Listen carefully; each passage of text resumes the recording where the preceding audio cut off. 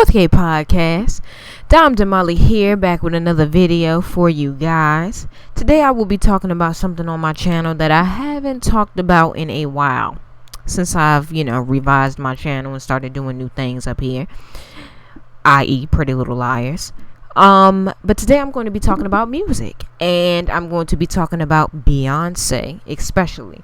So if all you guys are Beyonce fans out there, you might like this video. Today I will be talking about Beyonce's best to worst albums that she has ever made, why I think they are best and worst, and whatever there. My opinion is going to be very objective. I'm going to let you know what are my personal favorites, and then I'm going to say what I think is just her best, period. Okay, first I'm just going to tell you my favorite album by Beyonce is definitely Dangerously in Love. I was about to say Crazy in Love, but Dangerously in Love is definitely my favorite when I think it's her best album of all time.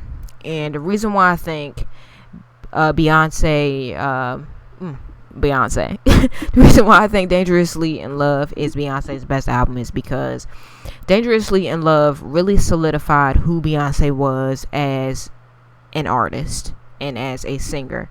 A lot of people, a lot of critics, a lot of record labels counted her out on this album and said she didn't have what it takes to be a solo artist, even though she showed that she had the potential and the talent to be a solo artist from just being a Destiny's Child and being lead.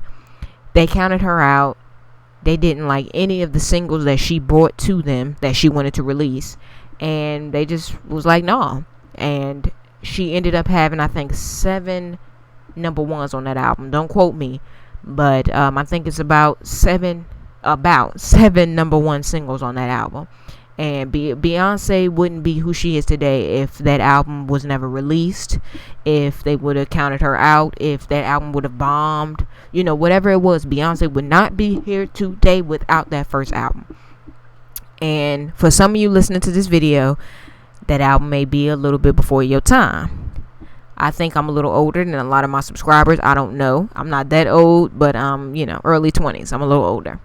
If you haven't heard that album, please go listen to it, because I know a lot of young people don't even know that album. They don't even know. They thought B-Day was her first album. No, Dangerously in Love was her first album. If you haven't heard it, you need to check it out right now. Pause the video to go listen to it. It's a very good album. My second personal favorite will be B-Day. And the reason why B-Day is my second favorite album is because I felt as though B-Day was a stepping stone into the potential of what she later became when she dropped Sasha Fierce, which was her album after B-Day. It just showed all the potential that she had within her. Every song on B-Day is playable. Nothing on that album is skippable. And with Dangerously in Love and B-Day, she was still an R&B artist. She hadn't yet crossed the pop lines yet, but you could tell listening to B-Day that she was going to do that. You can foresee, if you have good intuition, you could foresee that it was coming. Like any day now, Beyonce's about to blow the fuck up and cross genre lines, because she has the potential and she has the talent, and B-Day would definitely show that. And it's my favorite album.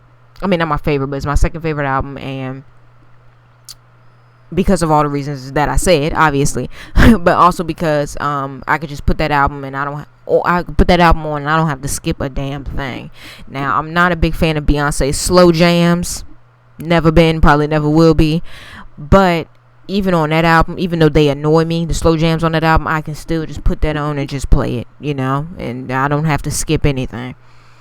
My third favorite album by her is 4, and I know this one is gonna be disliked by a lot of people listening to this video. You're gonna be like, what the fuck? 4 was her worst. 4 is my third favorite by Beyonce, and I'm going to tell you why. 4 was very similar to B-Day for me. I felt as though, in a way, Beyonce went back to her roots on B-Day. She, even though it was poppy, it also had an R&B flair. Beyonce also tried new things on the 4 albums. She tried new writers and experimented with that. I know, what's the girl's name? The girl who wrote Countdown. The girl who was in Pitch Perfect. She wrote Countdown. That was a new writer that she hadn't worked with. And she had a lot of hit singles on that album. Love on Top, 1+1. What 1+1 on the album? Love on Top, Party, Countdown, Run the World.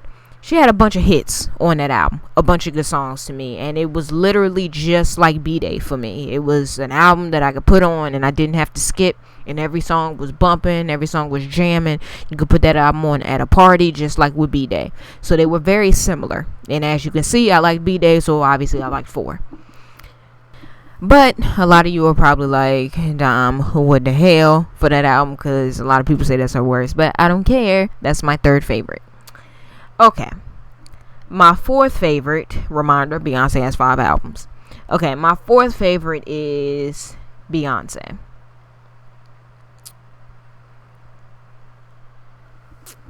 And the reason why this is my 4th personal favorite is because, well, let me say this first. Personally, I wasn't a fan of the Beyonce album at all. But the reason why it's not completely last is because personally I understood what she was trying to do with the album. I understood that she was trying to experiment with different sounds, different artists, different writers, trying to jump out the box, jump out the window, and just try different things. And I also feel like it solidified her not as the artist, because the Dangerously in Love did that, and not as a superstar, because Sasha Fierce did that, which I'm gonna get to next. But the Beyonce album solidified her as just Beyonce, like literally. I think the title of the album was perfect because it was kind of like, I am here and I ain't going nowhere. You know, that's what I felt like the Beyonce album was. Now, it definitely was not my favorite, not even close. A lot of the songs up there were really annoying. It's one song up there where she's like, stay alive. I mean, that got to be the worst fucking song Beyonce ever made in her life to me. And just that song alone almost put this last. But because I'm objective and I understand what she was doing with the album, and what she wanted to do with the album and what it stood for her career and her legacy, it's number 4 on my personal favorites list. What else can I say about Beyonce, that album? My favorite song on the album is probably that song where she talks about the baby, the miscarriage that she had, the baby that she lost. That's probably my favorite on the album. XO is another one of my favorites, and it was another song up there that I liked, but it wasn't many. It wasn't many. I like that she jumped out of the box and experimented, but personally for me it didn't work. Okay, number 5, we have Sasha Fierce. And I know a lot of y'all are probably mad at me. What the heck, Don? Why has Sasha Fierce last? I'm about to tell you. Sasha Fierce was complete trash to me, personally. I respect Beyonce, and I respect this album. I feel like this album solidified her as a superstar. She went from being an R&B star and everybody liking her, everybody loving her, to being the pop star and the Beyonce that we know today. And that wouldn't have been possible without Sasha Fierce. Like I said, Beyonce in the B-Day album, we saw the potential of what she could become and what she did become after she dropped the Sasha Fierce album. So the Sasha Fierce album is probably the biggest album in Beyonce's career, legacy, whatever the hell you want to call it. It is the biggest. I mean, history making is what Sasha Fierce was for Beyonce. I mean, she would not be the superstar we know today if that album would not have dropped. If she wouldn't have taken it to the level that she took it to on the Sasha Fierce album. Sasha Fierce was the least favorite album for me because it was just, it was filled with a bunch of poppy songs that had no point, in my personal opinion. If you like it, you should have put a ring on it. Was closely behind 9 to 5 Just to Stay Alive as her worst songs she's ever made. Now, objectively, I always give my objective opinion. Objectively, it is one of the best songs that she has ever made because it took her to superstardom. But personally, it was one of the worst songs that I ever heard by Beyonce. It just had no point. It was stupid. It was a pop song. You know, the pop songs we hear on the radio. Trash. It was trash. It was just a bunch of songs up there that just, I mean, what else was on that album? Halo was okay, but it still was just what? It just, a lot of the shit on that album, if I was a boy, it was just like, what? To me personally, it was just dumb. It had no point, and but she's just made better music to me. My favorite song on that album, one song on the album that really made me kind of bang with the album was Sweet Dreams. I really liked the regular version and the live version that she did where she slowed it down. Sweet Dreams is probably one of my favorite songs by Beyonce, so it kind of makes it hard to put this album last. But when I remind myself of songs like If You Like It, Would You Put a Ring on It, Like a Boy, and all that other trash, I'm like, I know this album is last on my personal list. Now, that's my personal list, okay? Now I'm going to give you the order of the best albums the albums that I think are the best pertaining to her career. Whew. Okay. And the order does change, by the way. The order is not going to be the same. Number 1 is Dangerously in Love again, and I explained what that did for her career. Like, we would not have a Beyonce without that album. I mean, point blank period. It's arguably one of her best albums ever among everybody, you know, all the critics and everything. Number 2, I put Sasha Fierce. Sasha Fierce because of, like I said, what it did for her career. She would not be the pop star, the superstar that we know today without that album. Number 3, I would put Beyonce. Beyonce is another album that kind of goes back and forth with Dangerously in Love. People are arguing now that might be the best album of her career. People are looking forward in history, and they're saying our kids are going to be probably saying Beyonce is her best album.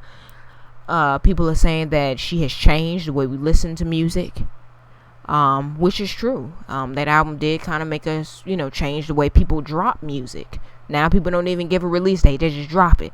It has kind of changed the way we listen to music. It's changed the way we care about music in a way. So Beyonce would have been number 2. The reason why I chose not to put that number 2 is because I think Sasha Fierce did a little bit more for her career than the Beyonce album did. The Beyonce album, like I said, was kind of like, yeah, I'm here and I ain't going nowhere. But without Sasha Fierce, she wouldn't be where she is now. So that's why I have Sasha Fierce number 2. And number 4, I think I'm on number 4. I put B-Day, of course. And I basically explained that that album had all of her potential in it of what she later became. And B-Day is one of my favorite albums and will always be. And lastly, I put 4. And 4 just wasn't well received by critics, by fans. A lot of people were split. Half of her fans really loved it, half really hated it. And